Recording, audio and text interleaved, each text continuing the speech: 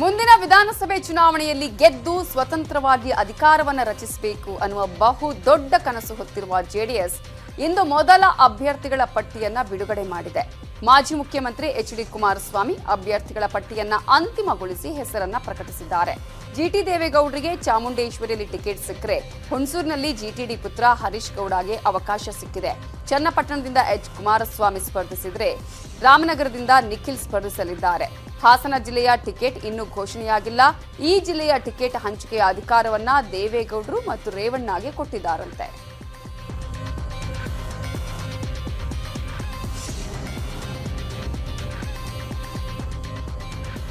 ಎರಡ್ 2023ರ ಚುನಾವಣೆ ಮೇಲೆ ಕಣ್ಣಿಟ್ಟಿರೋ ಕಾಂಗ್ರೆಸ್ ಸಿದ್ದು ಡಿಕೆಶಿ ನೇತೃತ್ವದಲ್ಲಿ ಬಸ್ ಯಾತ್ರೆಗೆ ದಿನಾಂಕ ನಿಗದಿಯಾಗಿದೆ.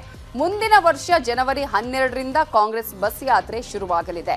ಬೆಳಗಾವಿಯಿಂದಲೇ ಜಂಟಿ ಬಸ್ ಇವರೆಲ್ಲ ಮನೆಯಿಂದನೇ ಹ್ಯಾಂಡಿಕ್ರಾಫ್ಟ್ ಬಿಸ್ನೆಸ್ ಮಾಡಿ ತಿಂಗಳ ಲಕ್ಷಗಟ್ಟಲೆ ಸಂಪಾದನೆ ಮಾಡ್ತಾರೆ. ನೀವು ಶುರು ಮಾಡಬೇಕಾ? ಅವರಿಂದ ಕಲಿಬೇಕಾ? ಫ್ರೀಡಮ್ ಆಪ್ ಅನ್ನ ಈಗಲೇ ಡೌನ್ಲೋಡ್ ಮಾಡಿ. ಯಾತ್ರೆ ನಡೆಯಲಿದ್ದು ಸಿದ್ದು ಡಿಕೆಶಿ ಒಟ್ಟಿಗೆ ಭಾಗವಹಿಸುತ್ತಿದ್ದಾರೆ. ಜನವರಿ ಅಂತ್ಯದವರೆಗೂ ಜಂಟಿಯಾಗಿ ಈ ಬಸ್ ಯಾತ್ರೆ ನಡೆಯಲಿದೆ.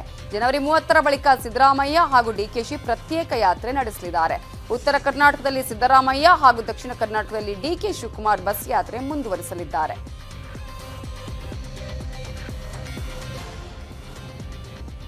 ಮುಂದಿನ ವಿಧಾನಸಭೆ ಚುನಾವಣೆಯಲ್ಲಿ ಗೆದ್ದು ಸ್ವತಂತ್ರವಾಗಿ ಅಧಿಕಾರವನ್ನು ರಚಿಸಬೇಕು ಅನ್ನುವ ಬಹು ದೊಡ್ಡ ಕನಸು ಹೊತ್ತಿರುವ ಜೆಡಿಎಸ್ ಇಂದು ಮೊದಲ ಅಭ್ಯರ್ಥಿಗಳ ಪಟ್ಟಿಯನ್ನ ಬಿಡುಗಡೆ ಮಾಡಿದೆ. ಮಾಜಿ ಮುಖ್ಯಮಂತ್ರಿ ಎಚ್.ಡಿ. ಕುಮಾರಸ್ವಾಮಿ ಅಭ್ಯರ್ಥಿಗಳ ಪಟ್ಟಿಯನ್ನ ಅಂತಿಮಗೊಳಿಸಿ ಹೆಸರನ್ನ ಪ್ರಕಟಿಸಿದ್ದಾರೆ. ಜಿಟಿ ದೇವೇಗೌಡರಿಗೆ ಚಾಮುಂಡೇಶ್ವರಿಯಲ್ಲಿ ಟಿಕೆಟ್ ಸಿಕ್ಕರೆ ಹುಣಸೂರಿನಲ್ಲಿ ಜಿಟಿಡಿ ಪುತ್ರ ಹರೀಶ್ ಗೌಡಗೆ ಅವಕಾಶ ಸಿಕ್ಕಿದೆ. ಚನ್ನಪಟ್ಟಣದಿಂದ ಎಚ್ ಕುಮಾರಸ್ವಾಮಿ ಸ್ಪರ್ಧಿಸಿದರೆ ರಾಮನಗರದಿಂದ ನಿಖಿಲ್ ಸ್ಪರ್ಧಿಸಲಿದ್ದಾರೆ. ಹಾಸನ ಜಿಲ್ಲೆಯ ಟಿಕೆಟ್ ಇನ್ನೂ ಘೋಷಣೆಯಾಗಿಲ್ಲ. ಈ ಜಿಲ್ಲೆಯ ಟಿಕೆಟ್ ಹಂಚಿಕೆಯ ಅಧಿಕಾರವನ್ನ ದೇವೇಗೌಡರು ಮತ್ತು ರೇವಣ್ಣಗೆ ಕೊಟ್ಟಿದ್ದಾರಂತೆ.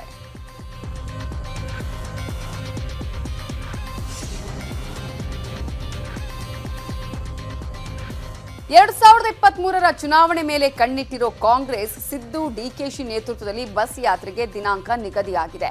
ಮುಂದಿನ ವರ್ಷ ಜನವರಿ 12ರಿಂದ ಕಾಂಗ್ರೆಸ್ ಬಸ್ ಯಾತ್ರೆ ಶುರುವಾಗಲಿದೆ. ಬೆಳಗಾವಿಯಿಂದಲೇ ಜಂಟಿ ಬಸ್ ಯಾತ್ರೆ ನಡೆಯಲಿದ್ದು ಸಿದ್ದು ಡಿಕೆಶಿ ಒಟ್ಟಿಗೆ ಭಾಗವಹಿಸುತ್ತಿದ್ದಾರೆ. ಜನವರಿ ಅಂತ್ಯದವರೆಗೂ ಜಂಟಿಯಾಗಿ ಈ ಬಸ್ ಯಾತ್ರೆ ನಡೆಯಲಿದೆ. ಜನವರಿ 30ರ ಬಳಿಕ ಸಿದ್ದರಾಮಯ್ಯ ಹಾಗೂ ಡಿಕೆಶಿ ಪ್ರತ್ಯೇಕ ಯಾತ್ರೆ ನಡೆಸಲಿದ್ದಾರೆ. ಉತ್ತರ ಕರ್ನಾಟಕದಲ್ಲಿ ಸಿದ್ದರಾಮಯ್ಯ ಹಾಗೂ ದಕ್ಷಿಣ ಕರ್ನಾಟಕದಲ್ಲಿ ಡಿಕೆ ಶಿವಕುಮಾರ್ ಬಸ್ ಯಾತ್ರೆ ಮುಂದುವರಿಸಲಿದ್ದಾರೆ.